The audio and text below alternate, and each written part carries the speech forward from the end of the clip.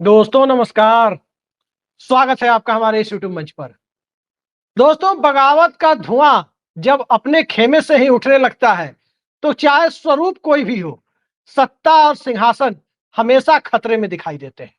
और मौजूदा दौर में जब 11 साल की मोदी सत्ता करीब करीब हो चुकी है, 11 साल नरेंद्र मोदी को सत्ता में आए हुए हो चुके हैं और 11 साल सत्ता में रखने के बाद गुजरात लॉबी को भारतीय जनता पार्टी पर करीब करीब स्थापित करने के बाद अब जब पार्टी को नया राष्ट्रीय अध्यक्ष चुनना है और उस राष्ट्रीय अध्यक्ष चुनने की प्रक्रिया को भी पिछले 11 महीनों से टाला जा रहा हो, तो आप समझ सकते हैं कि हालात कितने विकट होते जा रहे हैं।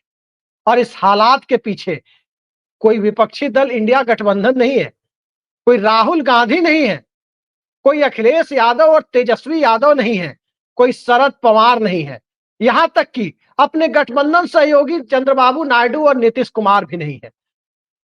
दरअसल हालात बदल रहे हैं और देश के अंदर नरेंद्र मोदी का ग्राफ नीचे जा रहा है।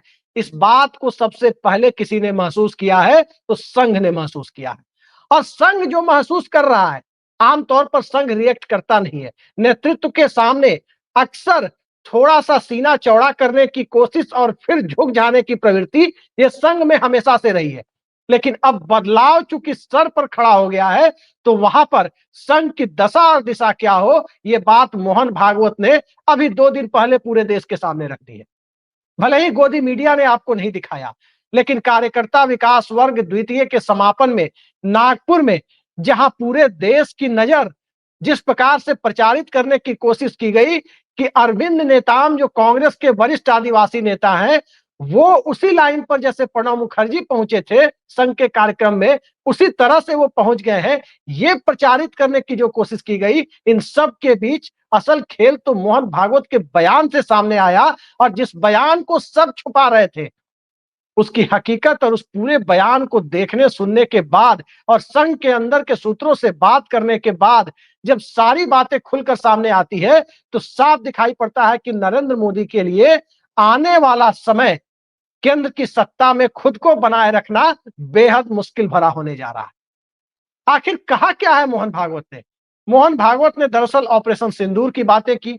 मोहन भागवत ने देश के अंदर की परिस्थितियां और हिंदू एकता की बातों से आगे निकलकर पूरा देश एक रहे, सर्व समाज एक रहे, इसकी बात करते हुए नजर आए। और वो तमाम बातें कही जो आम तौर पर इस देश के अंदर सेकुलर राजनीति करने वाले राजनीतिक दल काफी हद तक करते रहे हैं। तो उस बातों के बीच में अगर नरेंद्र मोदी और मोदी सत्ता को न कोई क्रेडिट देना और न ही नरेंद्र मोदी का और मौजूदा सरकार का नाम लेना, बल्कि इशारों ही इशारों में भावी पीढ़ी के लिए नेतृत्व कैसे छोड़ा जाए, हिंदुस्तान को कैसे छोड़ा जाए, भारत भारतीय और भारतीयता का संघ का जो संकल्प सामने रखने की कोशिश होती है, उस संकल्प को कहीं ना कहीं पोस्ट नरेंद्र मोदी कौन सी दिशा दी जाए, नरेंद्र मोदी के बाद का कि भारतीय जनता पार्टी कैसी हो, इशारों ही इशारों में ये सब कुछ मोहन भागवत बताते हुए नजर आए। पहलगाम हमले की भी बात की।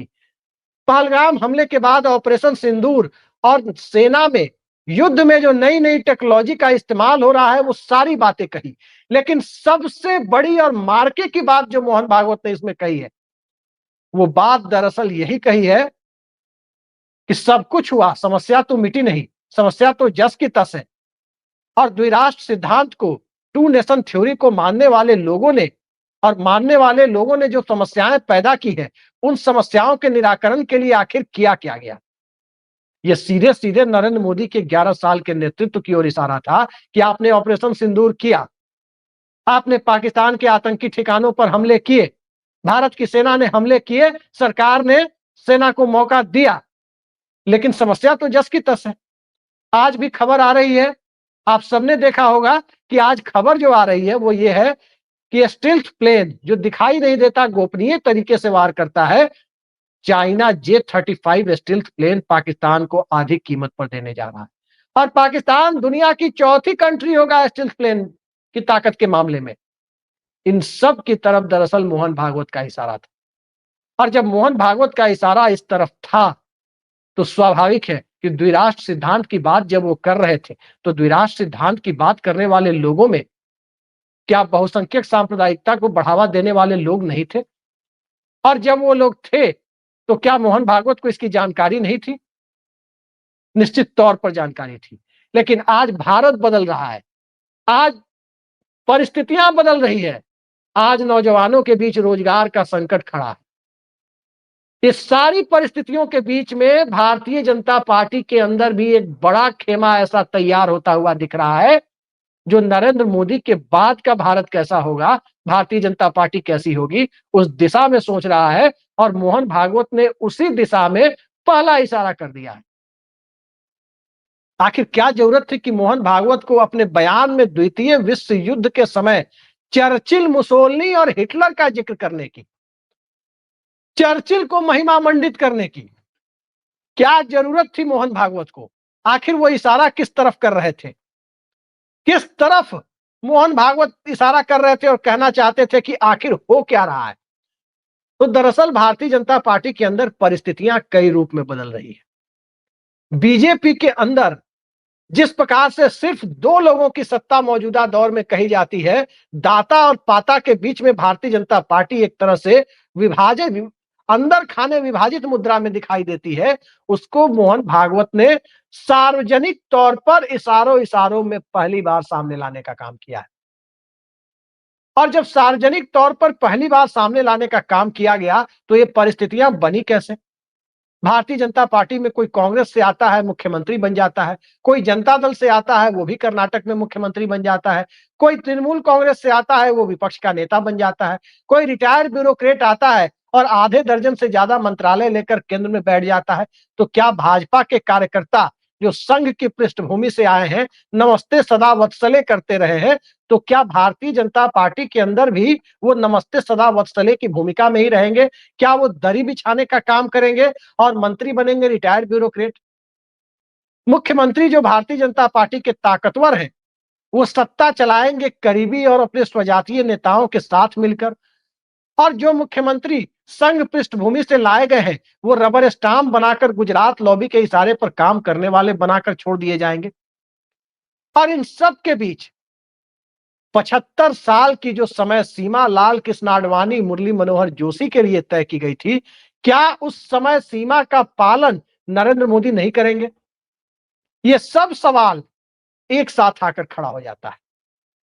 26 सितंबर को, 17 सितंबर को, दरअसल इसी साल 17 सितंबर को प्रधानमंत्री नरेंद्र मोदी 75 साल के हो रहे हैं और संघ की तरफ से दबाव बढ़ता जा रहा है कि प्रधानमंत्री उसी दिन अपने वैकल्पिक नेता का चुनाव करें।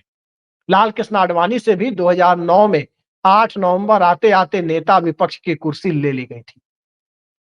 और जब नेता विपक्ष की कुर्सी लाल कृष्ण आडवाणी से ले ली गई थी, सुषमा स्वराज को दे दी गई थी, उसी वक्त संघ ने अपनी ताकत का सार्वजनिक तौर पर प्रदर्शन किया।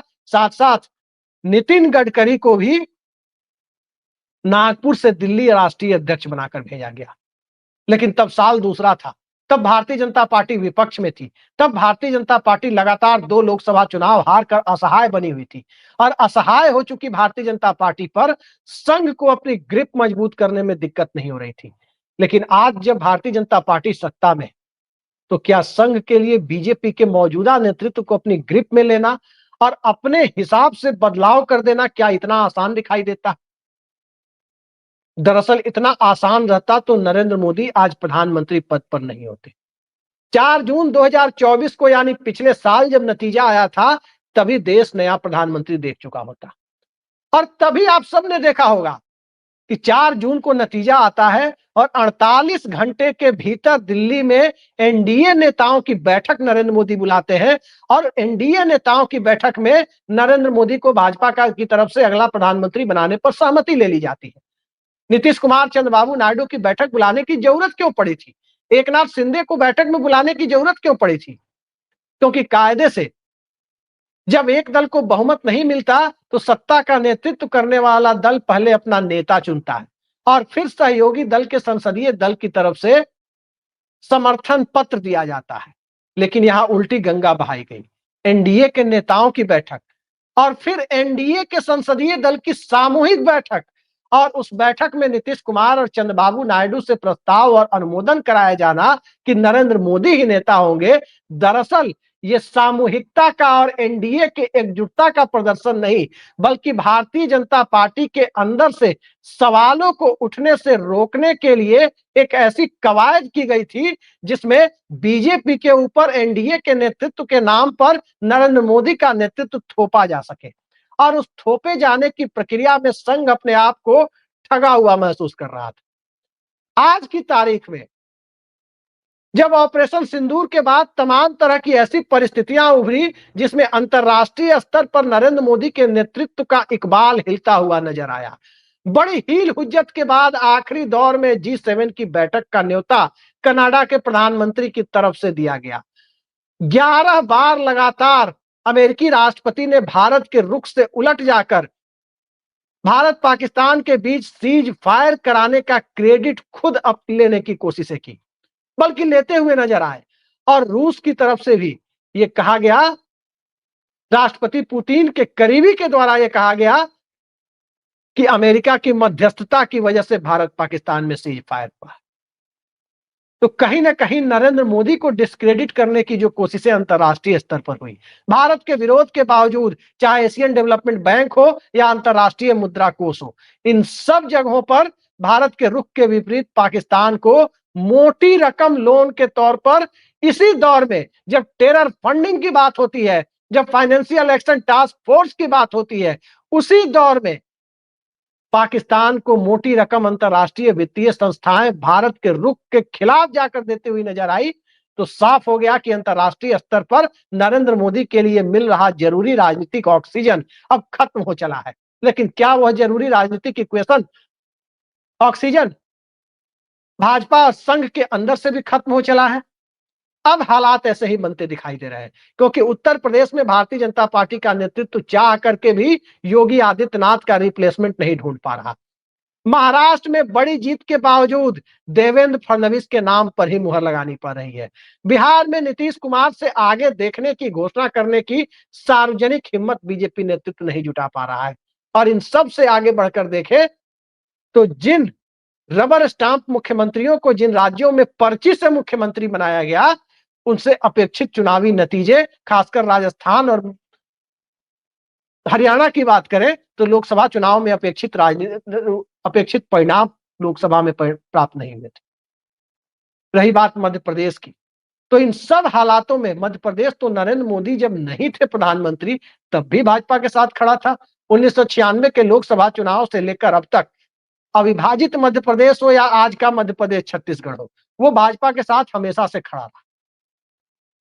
लेकिन भारतीय जनता पार्टी अपना अध्यक्ष नहीं चुन पा रही, संघ अपने व्यक्ति को अध्यक्ष बनाना चाहता है, मोदी शाह अपने व्यक्ति को अध्यक्ष बनाना चाहते हैं, और इन सब के बीच जेपी नड्डा का कार्यकाल अंतरिम तौर पर बढ़ता हुआ दिख रहा है। जब तक नया अध्यक्ष नहीं आ रहा तब तक ये कार्यकाल बढ़ता हुआ दिख रहा है। तो इन सब के पीछे जस्टिस चंद्रचूड़ का वो फैसला तो नहीं है, संविधान पीठ का वो महाराष्ट्र के संदर्भ में दिया गया फैसला तो नहीं है कि पार्टी विप का चयन पार्टी आला कमान को करेगा, न कि संसदीय दल का नेता या विधायक दल का नेता करेगा। यानी विप के माध्यम से कोई भी राजनीतिक दल अपने संसदीय दल और विधायक दल पर नजर रखेगा, नियंत्रित करेगा। इसकी सार्वजनिक मुहर जब सुप्रीम कोर्ट के संविधान पीठ ने लगा दी, तो ये वजह तो नहीं जिस वजह से भाजपा का नया अध्यक्ष नरेंद्र मोदी और अमित शाह अपनी मर्जी का बनाना चाहते हैं, और अपनी मर्जी के, उनकी मर्जी के व्यक्ति को स्वीकार करने को संघ तैयार नहीं है। क्योंकि संघ की तरफ से जो नाम सामने आ रहे हैं, संजय जोशी का नाम, स्वाभाविक है कि संजय जोशी के अध्यक्ष बनने का मतलब होगा कि नरेंद्र मोदी और अमित शाह की दिल्ली से विदाई की पटकथा लिखनी शुरू, और 6 महीने के अंदर दिल्ली में नया प्रधानमंत्री सामने आ सकता है। कमोबेश यही स्थिति संघ की दूसरी पसंद बतौर राष्ट्रीय अध्यक्ष वसुंधरा राजे के बारे में कही जा सकती है। कमोबेश यही स्थिति शिवराज सिंह चौहान के बारे में भी कही जा सकती है। और जिस प्रकार से धर्मेंद्र प्रधान और भूपेंद्र यादव का नाम आगे बढ़ाया गया, जिस प्रकार से बंदी संजय कुमार का नाम आगे बढ़ाया गया, जिस प्रकार से मनोहर लाल खट्टर का नाम चल रहा है, और जिस प्रकार से प्रहलाद जोशी का नाम चलाया गया, लेकिन नाम चलाने से आगे जाकर मोदी शाह ये राजनीतिक साहस नहीं जुटा पाए कि उन्हें अध्यक्ष के पद पर आसीन करा सके, कम से कम अब तक तो नहीं जुटा पाए। तो इन सब के पीछे एकमात्र पैरामीटर दिखाई देता है, और वो है लॉयल्टी, वो है मोदी शाह के प्रति एक निष्ठ प्रतिबद्धता, क्योंकि जब प्रतिबद्धता की का पैरामीटर मोदी शाह के प्रति प्रतिबद्धता, उनके प्रति लॉयल्टी या संघ के नागपुर के प्रति लॉयल्टी, इन दोनों के बीच चुनाव करने की जब बारी आ जाएगी तो कोई गारंटी नहीं कि कौन सा व्यक्ति कब पलट जाए। जेपी नड्डा की तरह सब कोई नहीं हो सकते कि सबकी नाराजगी एक तरफ, सबकी भूमिकाएं एक तरफ और मोदी शाह के सामने साष्टांग दंडवत करने की परिस्थितियां एक तरफ।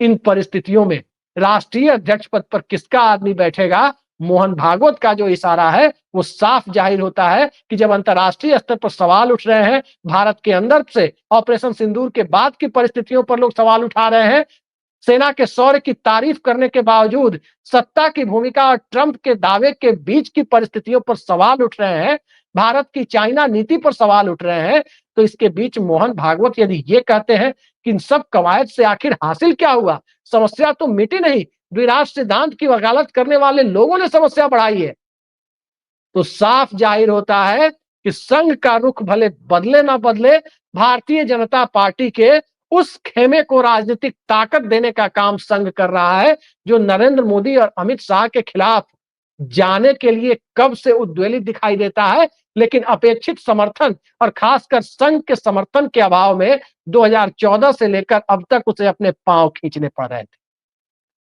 अब पांव खींचने की परिस्थितियां नहीं है।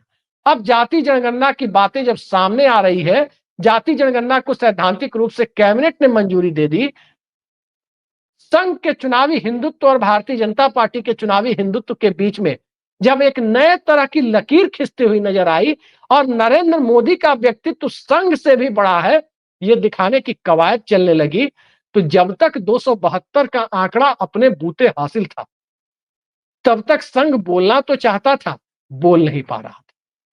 लेकिन जैसे ही भाजपा सरकार की जगह गठबंधन सरकार और नीतीश नायडू के नानी फैक्टर के बूते घिसटने वाली सरकार का लेवल लगा, संघ ने अपना दबाव बढ़ा दिया। और अब यह दबाव संघ की 100वीं वर्षगांठ के मौके पर, 100 साल पूरे होने के मौके पर, और संयोग देखिए कि संघ का 100 साल भी सितंबर अक्टूबर में ही पूरा होगा, नरेंद्र मोदी के 75 साल भी उसी सितंबर अक्टूबर में पूरा होंगे।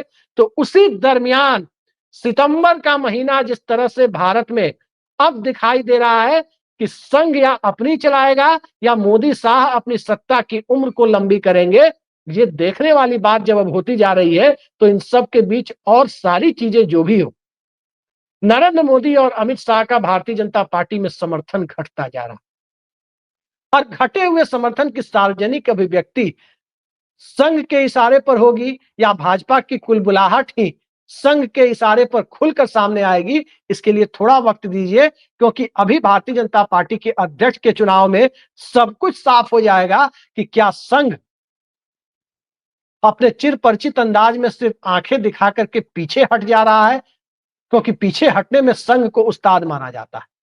तो संघ क्या पीछे हट जा रहा है या संघ अपनी जिद पर आगे चलता जा रहा है? मत भूलिए 2015 का नरेंद्र मोदी का मोहन भागवत का वो बयान, जिसमें बिहार चुनाव के ठीक पहले आरक्षण की समीक्षा करने की बात कर बिहार चुनाव में बाजा बजा दिया था भारतीय जनता पार्टी का। यूं कहें कि मोदी शाह के दम का बाजा बजा दिया था। क्या मोहन भागवत को यह नहीं पता था कि आरक्षण का बयान बिहार चुनाव के पहले दिया जाएगा तो हालात पलट जाएंगे? बिल्कुल पता था। लेकिन तब उपेक्षा का दौर शुरू हुआ था, तो एक हल्की सी चिकोटी, राजनीतिक चिकोटी काटी गई थी और अब उपेक्षा की इंतहा हो गई है और नरेंद्र मोदी की ताकत भी घटी है और उसका सार्वजनिक प्रदर्शन भी हो रहा है। तो इस समय में संघ को भी ये लग रहा है कि अवसर माकूल है, लोहा गर्म है और हथौड़ा चलाने का, राजनीतिक हथौड़ा चलाने का वक्त यही दिखाई दे रहा है। तो आगे आगे देखते जाइए, राजनीति में अपने भी पराये होते हैं, ये कोई बहुत पुरानी बात नहीं है। लाल कृष्ण आडवाणी की कृपा से राजनीति में खड़े हुए लोग जिन्ना विवाद में लाल कृष्ण आडवाणी का इस्तीफा मांग रहे थे, लेकिन नरेंद्र मोदी की कृपा से तो राजनीति में अमित शाह के अलावा शायद ही कोई खड़ा हुआ हो। फिर भला नरेंद्र मोदी से इस्तीफा मांगने में कौन देर करेगा? देखते जाइए क्या होता है। सियासत का स्वरूप यही होता है और सियासत की स्याह हकीकत भी यही होती है कि ताकत के समय झुककर सलाम करना और कमजोर होने की परिस्थितियों में राजनीतिक तौर पर पिंड छुड़ाने की कोशिश करना, ये सियासत की पूरी पुरानी अदा रही है। वरना सब लोगों ने देखा है कि जो लोग लाल कृष्ण आडवाणी के घर पर पूरी जलेबी छानकर केंद्र में मंत्री पद तक हासिल कर लिए, नरेंद्र मोदी का दौर आने के बाद संसद भवन की गलियारे में यदि लाल कृष्ण आडवाणी सामने से आते दिख रहे हैं, तो रास्ता बदलकर जाने में इन लोगों ने कोई गुरेज नहीं किया था। वैसे लोगों को भी हमारे वरिष्ठ पत्रकारों ने और इस देश की मीडिया ने नंगी आंखों से सबके सामने देखा है। तो फिर भला नरेंद्र मोदी से पिंड छुड़ाने में किसे दिक्कत होगी? देखते जाइए। आज के लिए इतना ही। नमस्कार।